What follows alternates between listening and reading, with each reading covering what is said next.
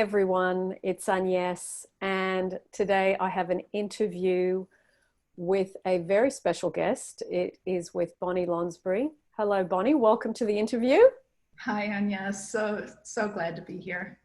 Oh, I'm very, very pleased to have connected with you, and you have a very special book called The Map that we are going to discuss today, and that book has been very significant in my life, and it was probably, I would say, in the top two books that helped me create the life that I have today. And it is a very thorough book, and it is, like the title suggests, a map of how to do that.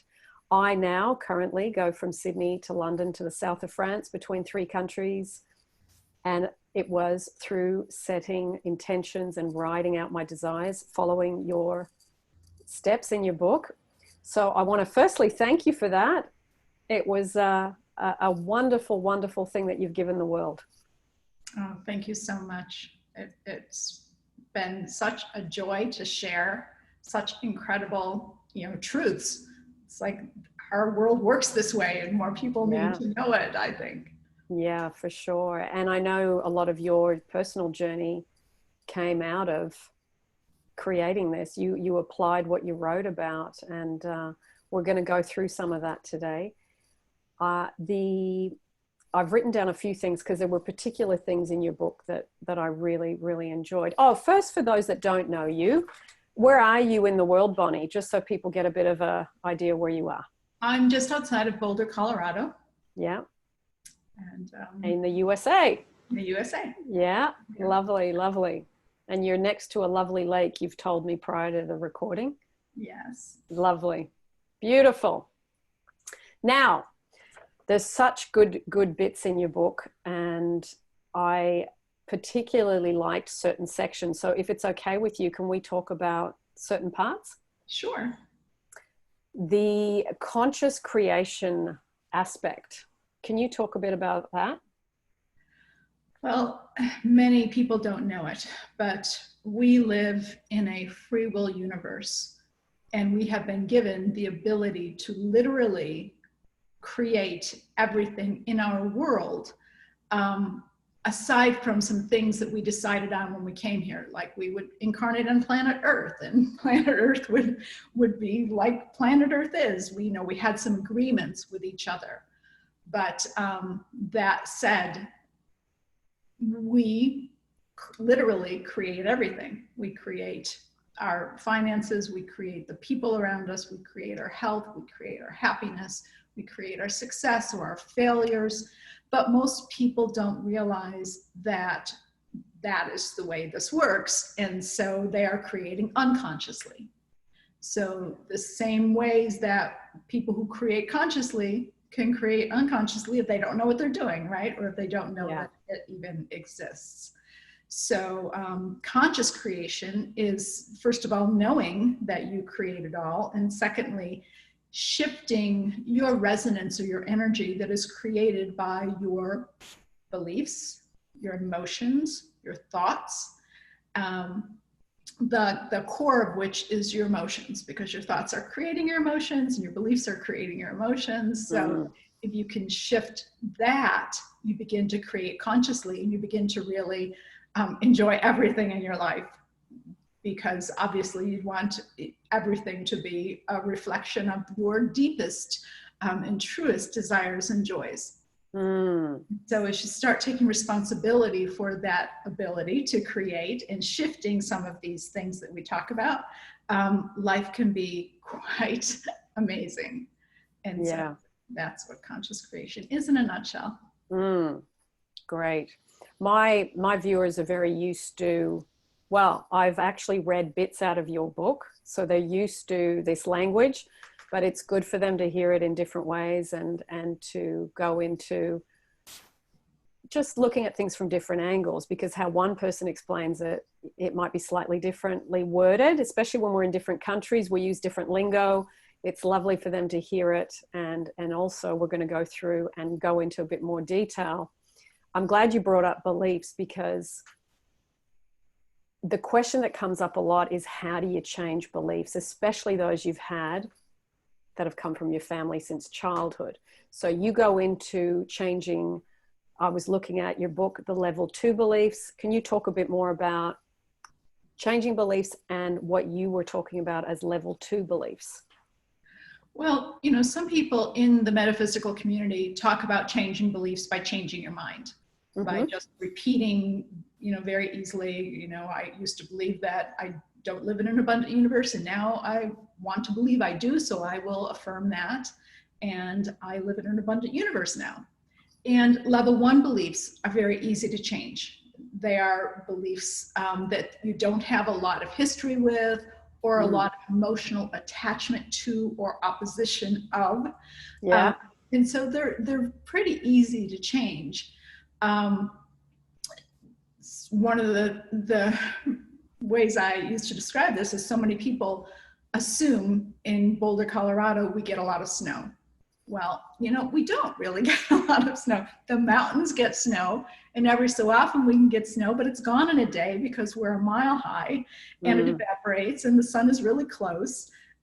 So snow is really not a problem here. But until somebody hears that information or comes and visits in the winter, they believe that's true.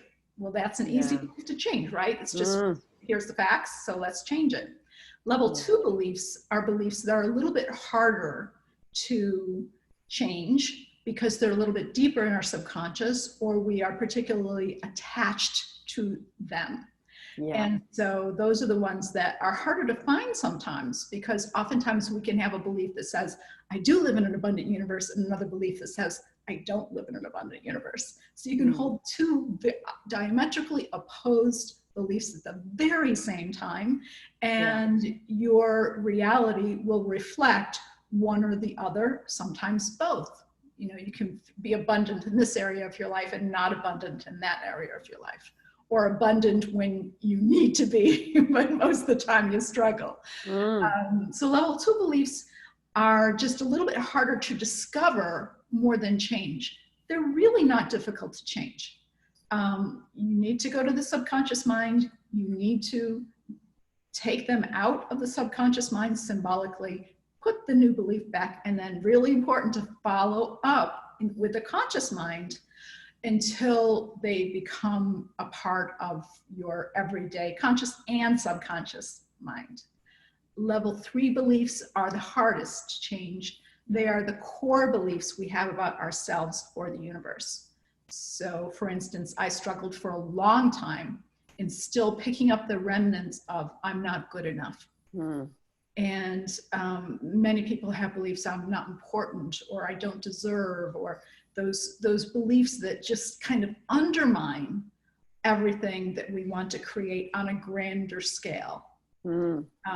Because, you know, we all do pretty well. If you're listening to this and watching this video, you're surviving, you're getting along, you are at the point where you can start to think about things like this. So you're doing okay. But the idea is to do fabulously in every aspect of your life, right? Yeah. So it's really becomes important to change those.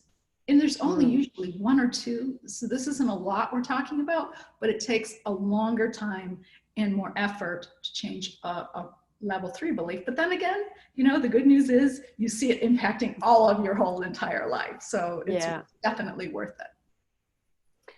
I see a lot of relationship beliefs, especially that relationships are hard. I see that one a lot. So if you've got that belief, are you doing, would you say, a mirror image and saying relationships are easy, or my relationships are easy, and keep working on it on a repetitive, like re-inputting it through repetition? Well, again, you do need to go to you need to figure out what it is first. Yep.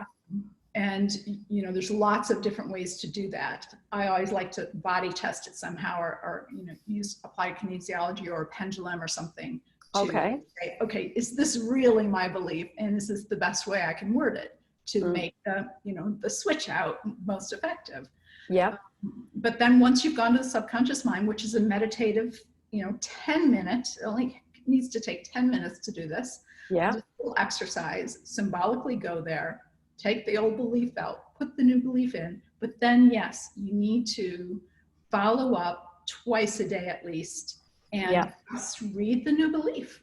That's all you need to do for 60 to 90 days, depending on what belief it is. Yeah. You know, set your phone or your alarm to remind you, or put it up on the bathroom mirror so that brushing teeth, you know, morning and night. Yeah. But, you know, it doesn't have to be difficult. It's more difficult getting people to actually do it. Yes. than to follow up on it. Boni, do you think all beliefs are changeable? Absolutely. I know they are. Yeah, I do because too. It's all an illusion anyway. Yeah. So if it's an illusion, then you can create anything that you want. It's like, you know, can you draw a circle and not a square? No, you can draw both, right? Yeah. It's all pretend, so draw whatever you want. Nice. Nice. I think that'll give people a lot of hope. I agree with you. I think they are changeable, but you have to identify the negative first and then work on. It's very systematic and methodical a lot of the time. So yes, it is about committing to yourself to do it. That's the turtle. I always say the turtle wins the race, not the rabbit. Yes, absolutely. Okay. So you talked about, and this is people love knowing about this, so I'm going to ask you about this. You wrote in the map about accelerating the process and the secret to faster change. People seem to really love, how can I get this quicker? How can I get there quicker? So can you share a little bit about that? Geez, it's been a while since I read the map. That's all right. Your thoughts about it, I'm sure, will be close enough. You absolutely can accelerate in many different ways, you know, but the most important thing is to enjoy the process, to really enjoy the journey, because this is going to be the journey for the rest of your life. When you really get that you create it all, you're going to have more dreams. You're going to have bigger dreams. You're going to have deeper dreams, you know, more meaningful dreams.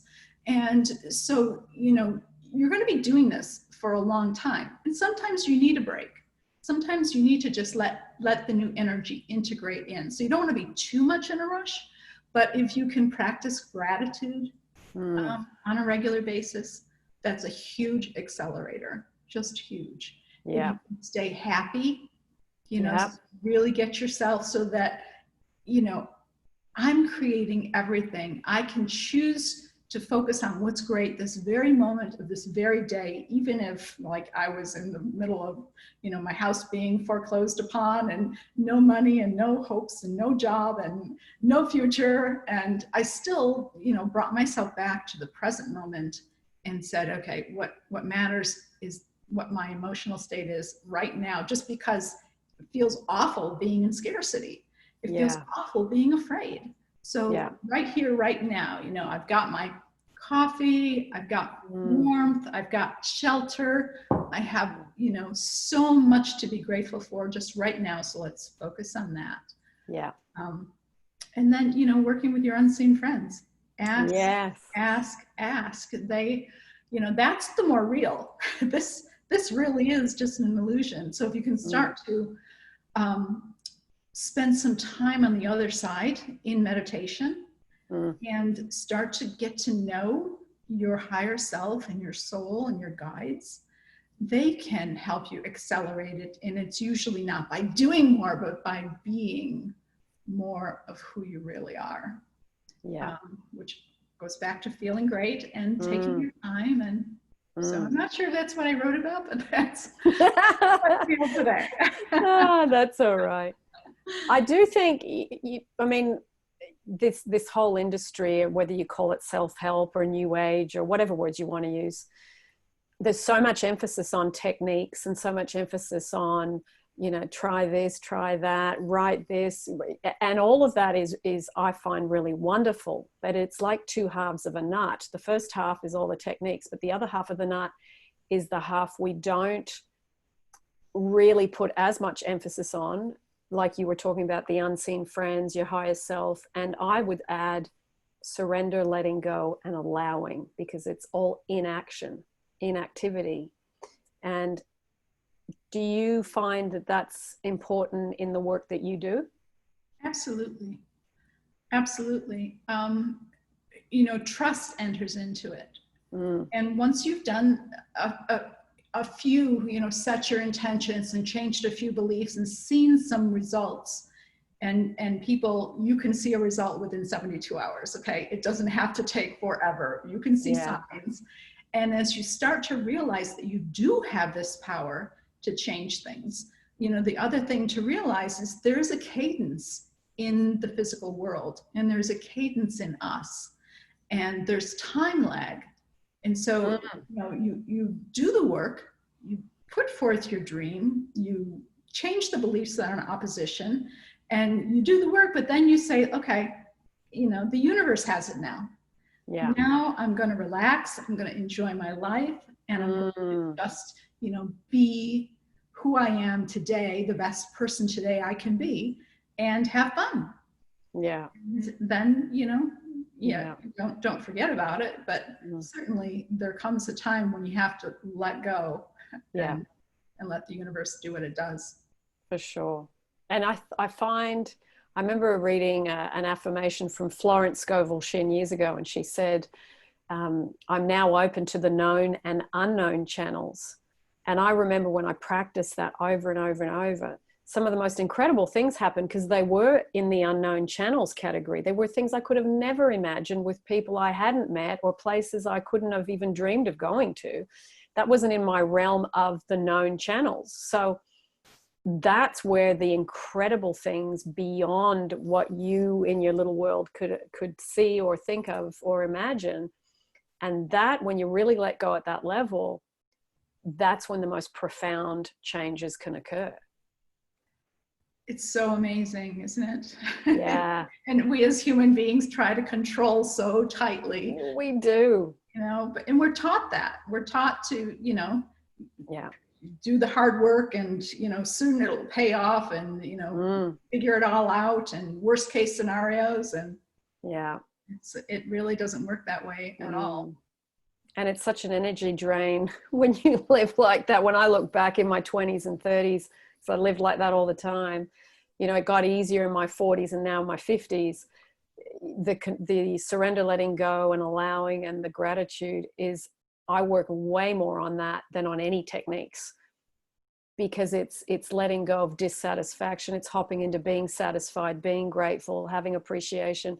Those are the emotions and the feelings that just draw in things so easily, and you expend very little energy compared to what you used to. And that energy typically pushes it away, because what's the underlying belief? I have to control this. It's not going to happen automatically. I don't have the power. I have to make it happen. It probably won't happen unless I, stress out and worry and control. And exactly. Yeah. Lovely. Okay. I wanted to ask you also, you wrote a really wonderful chapter on intentions and core intentions in regards to, I'm going to pick one for you to talk about because it's the number one hot topic, is romantic relationships. So can you talk a bit about core intentions in regards to that subject? Well, you have to know what you want in order to get what you want. Yeah. But most people think they have to know what it looks like. Going back to the universe knows better. It doesn't really matter what it looks like, what he or she looks like, what he or she does. What matters is that you feel the way you want to feel in your partnership. So, up there should be safe. Yes. Up there should be loved. Up there should be loving, grateful, excited, passionate, at peace, having fun, laughing a lot. Yeah. We make each other more. The feelings are what is going to attract that person to you. Yeah. So if you can address your beliefs that say it's not possible, it won't happen for me, he doesn't exist, all men are like this, all women are like this, you know, all those beliefs. And we have a lot of them around romantic relationships. Yeah. And you start to like really take a look at, you know, what's in my life? What do I see out there?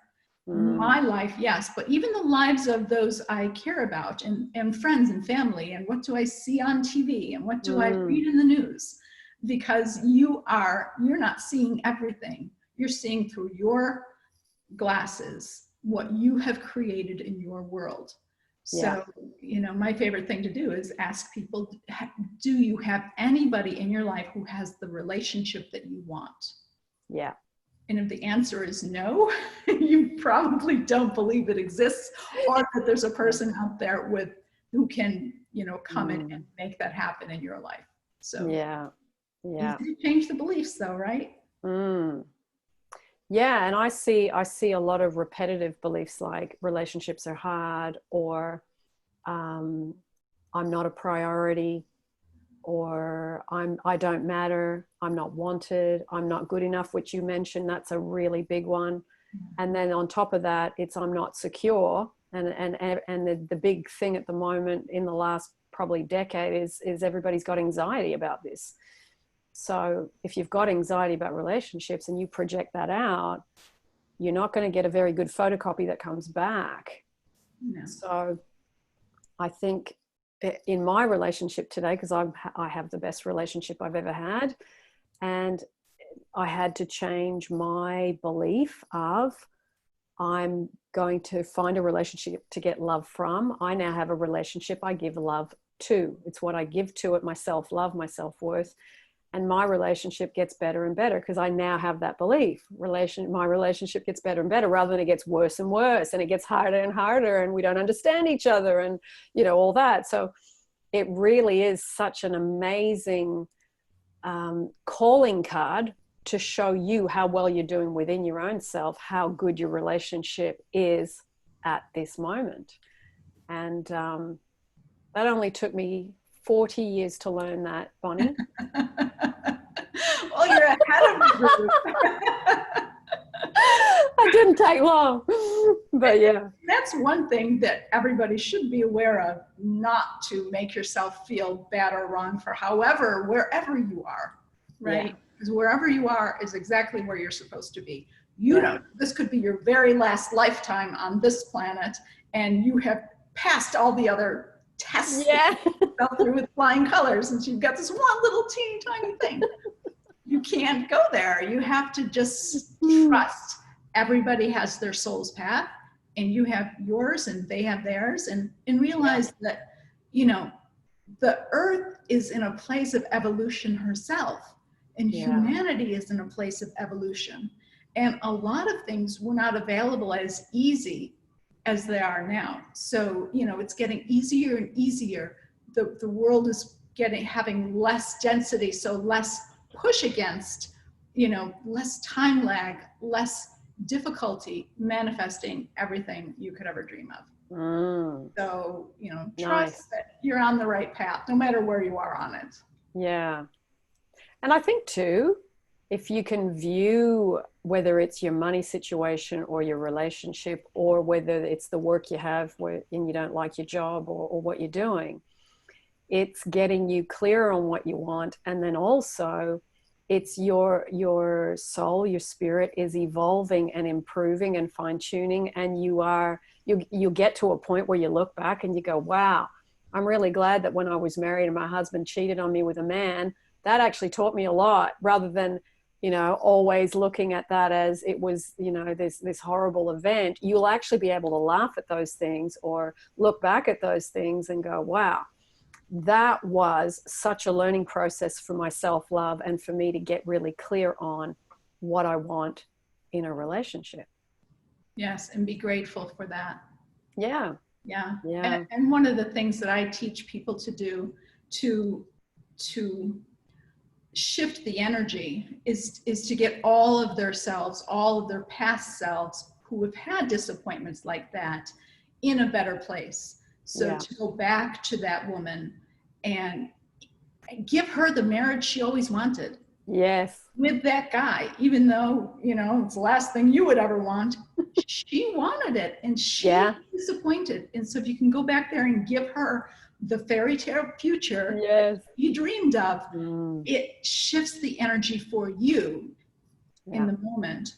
And you Yeah. don't have that anchor that you're pulling behind you. You're Yeah. letting it go, and she's going off onto her fantasy dreamland, and you're Mm. free to create what you want. Yes. Yes.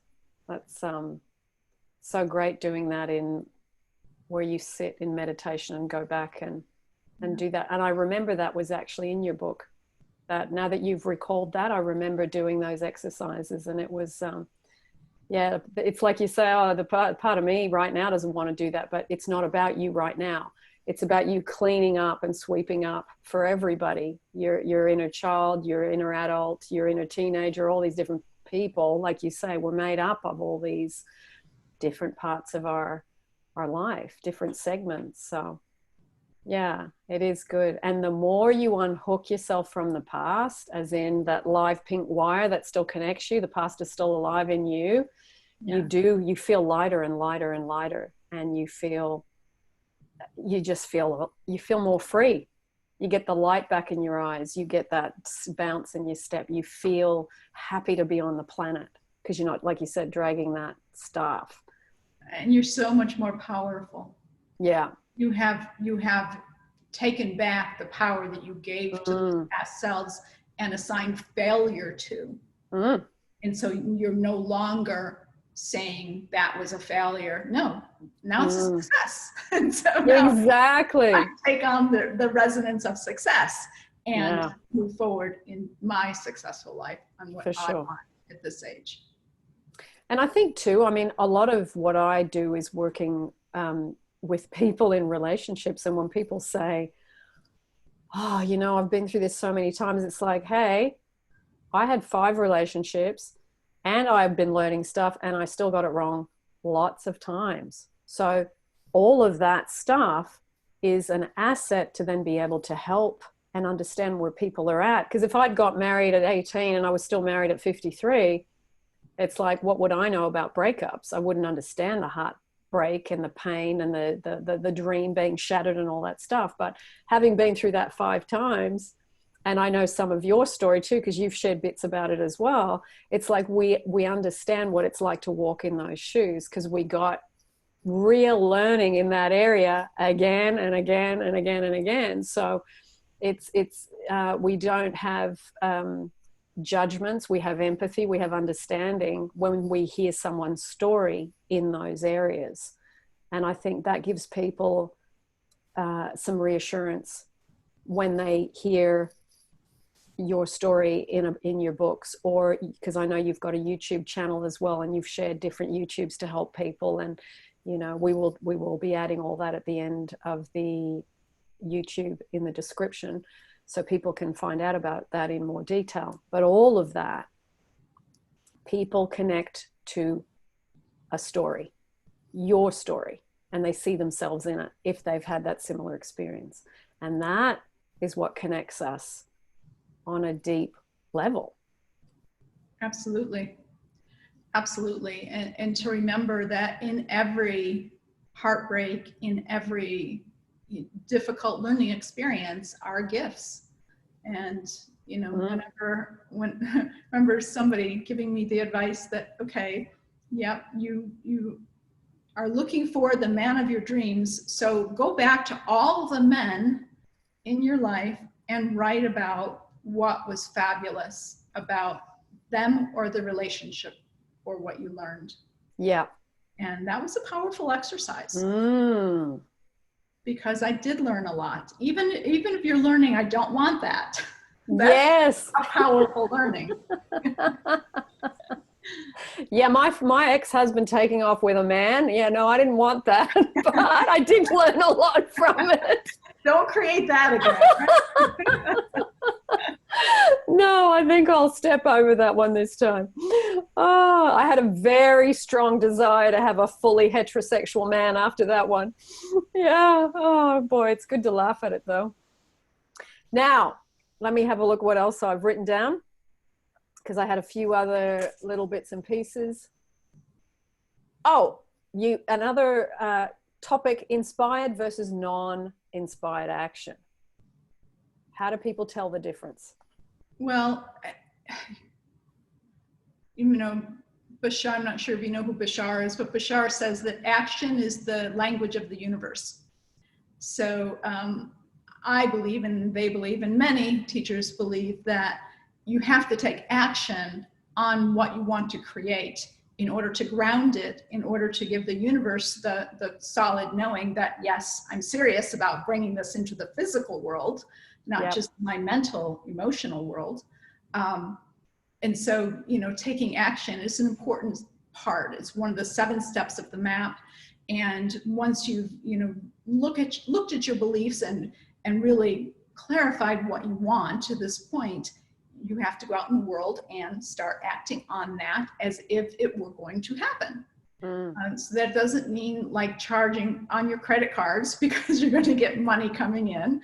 But it means if you were working on finances, for instance, that you would start learning about investments. You would start, you know, if your dream is to start a business, you would start investigating that. And, you know, what do I need to do? What's my checklist? And, you know, how will this work? And what will it look like?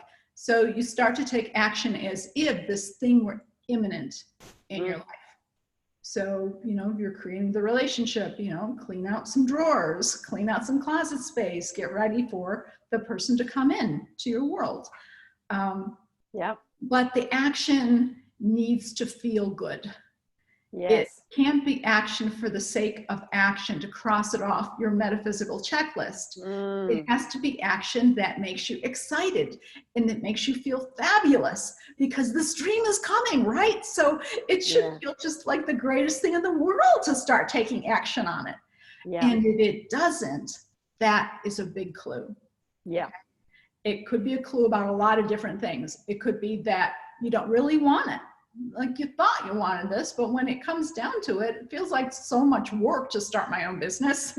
You know, maybe I would just rather work for somebody else and have a job that I have complete freedom and they pay me great. And I just love the people. And so, you know, it can clarify, action can clarify what you really want.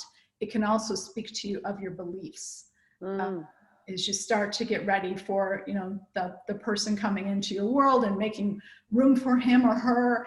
And it's, you know, you start thinking, well, this is stupid. You know, here I am going to give up all this space for this person who isn't even here yet. And underneath that is who will never be here. And so you start looking at, you know, why do I feel this way? Why isn't it exciting to me?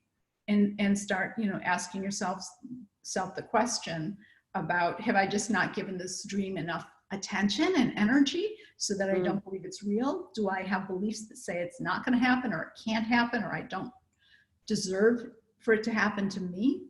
And so you use it as a way to figure out what's really going on underneath. Nice. I do see sometimes where people will email me and say, especially with the relationship topic, I just like they've been the needy one in the relationship with somebody. That person has gone because they decided to not be with this person. And then they will say, I got this inspiration to contact them. And then it backfired. And it's like, okay, was that an inspiration, an impulse? What was underneath it? So when you hear that type of example, what do you think about that? I hear that a lot as well. People who want to get back with their exes. And usually that's born from number one, fantasy about it being better than it was, or can be better than it can be. A lot of experience to really be honest with yourself about there. Or two, that they don't really believe they're going to get another chance. They don't really believe somebody exists who is better than that, and that they can create that person coming and having a fabulous relationship with them. And, lots of little ancillary beliefs that might be in there, but basically I hear that a real lot. Yes. People are always wanting to get back with their exes, and Yeah. almost never does that really work in life. I'm not sure what the statistics are, but if it didn't work once, chances are, unless there's been some change in the people, it's not going to work again, to just repeat it again. So, what beliefs are you operating under? Probably that you don't deserve to have the relationship that you really want, and that you have to put up with whatever it is you're putting up with in order to be in a relationship at all. And so as you start to clean that up, and maybe you give yourself some space to be alone for a while. Yes. And I'm glad you mentioned that. Yeah, it's not always appropriate. In fact, it's never appropriate to jump immediately from a relationship that didn't work into any kind of relationship. Yeah. You created that, like it or not, and you can figure out why, and you can create something different, but not unless you change something. Yeah, I think this whole notion that love is over there is a really big, I will use pandemic. It is a huge thing. And it really doesn't matter what country people are from, that if I can just get love from that person or a relationship, then I will feel better. And I think if you do not address the self-love or lack of within the self, relationships will be a challenge. And that's from my personal experience, and also from watching people and hearing when they do work on their self-love and self-worth through all sorts of different, techniques we've talked about today, meditation, affirmations, and going back and looking at the baggage from the past. What do you think in terms of self-love? How do you view that topic? I love that topic so much. Okay. Yeah, I'm working on a new project for me, and it is crystal kits, combining crystals with topics, and intentions and beliefs and actions, and going deeper, and what the crystals do, and so the first one I developed was crystals for self-love. Because it's just it speaks to everything we want to create. You don't love yourself deeply and feel deserving of this incredible life that you can have, you are not going to allow yourself to have it. You just won't. And almost nobody is born and nurtured enough to have total self-love. I've not come across anybody yet. Even if your parents are fabulous, there'll be something that happens. And this is why we're on the planet, right? We're here to grow. And not just parents, but other authority figures and siblings and peers, they all kind of chip away at your self-esteem and your self-love and your self-worth. And, and that's in the best scenario. And most of us have very unconscious parents who are shame-based themselves. And so what do? They dump shame on their kids. And so, somebody has to just, say, stop, enough. This chain of pain ends with me, and I'm going to heal what needs to be healed. And then I'm going to create this person who is worthy of me and me of them. It's so great seeing, I would say, in the last 30 years, the people that have been doing this work since Neville Goddard and Louise Hay and, Joseph Murphy, all the older teachers from us prior to us being born. And we've had the benefit of reading and learning from all of them. The people that have read those and have now had their kids they are now able to inject the teachings into that generation. So it'll be really interesting to see how that generation flourishes with that knowledge from a very young age. That to me is I'm really looking forward to seeing how these adults, how they think, how they move through the world, how they create, how they just know about all this stuff and the lives that they have. It is, and I do know some of them because some of them I've interviewed and they're in their 20s and 30s and they've grown up with parents like that. So that is just endlessly exciting to me to see. But like you said, Boni, no one I think is been unscarred by something. Like even if your life was great, people around you may have died, or you may have been in a country that had a civil war or whatever. There's always going to be factors that have impacted you in a negative way at some point. Yes. So, and but that if is, you know it's healable, if you brought up that it's healable, I mean, that, I think is the huge difference. It is. It is. Oh God, I could talk about this all day. It's such a fabulous. It is such a. Well, it's so exciting. I mean, I thought life I'll be 63 in October. Yeah. And I never thought life could be so exciting. Yeah. Let alone at this age. Yeah. And just, so much to create and dream and be creative around, and watching what's going on in the world and watching it shift and change, and that something fabulous is going to come of all the craziness. Yeah, absolutely. Yeah, that's wonderful. Boni, thank you so much for giving your time and sharing. Now, before we go, is there anything else you want to mention? I'm going to add in all the links that we have discussed today so people can find you directly, and those, I have mentioned the map before, and I know some went and got it because they've emailed me and told me, but now there will be the experience of you talking about it, which will be great. But do you want to mention, because I know you've written other things since the map, do you want to mention what those are?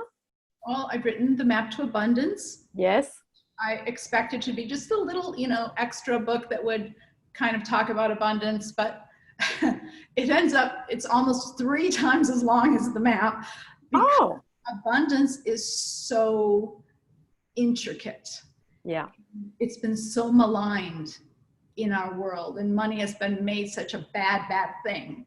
And so it just took a lot longer to explain everything. The Map to Abundance has a workbook. The map has a workbook.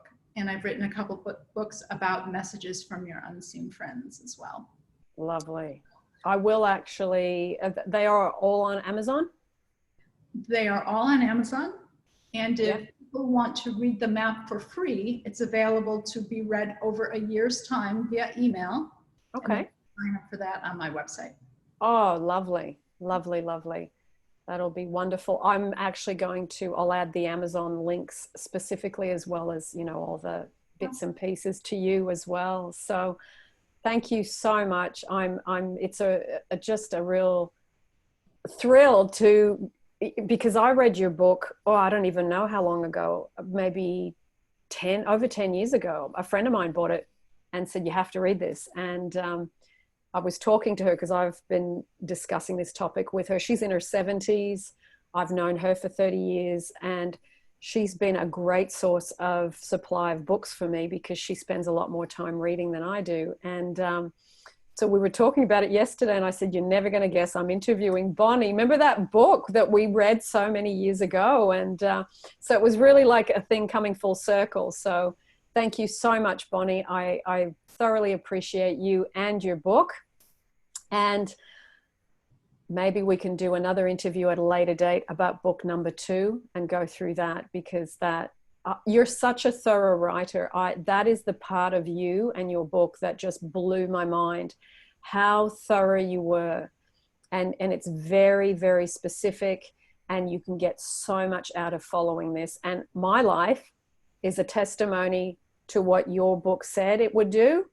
I'm living the result of that. So It's wonderful to be able to say that. So thank you for joining us. Thank you to all the viewers for being here with Boni and I. And as always, I will see you in the next YouTube.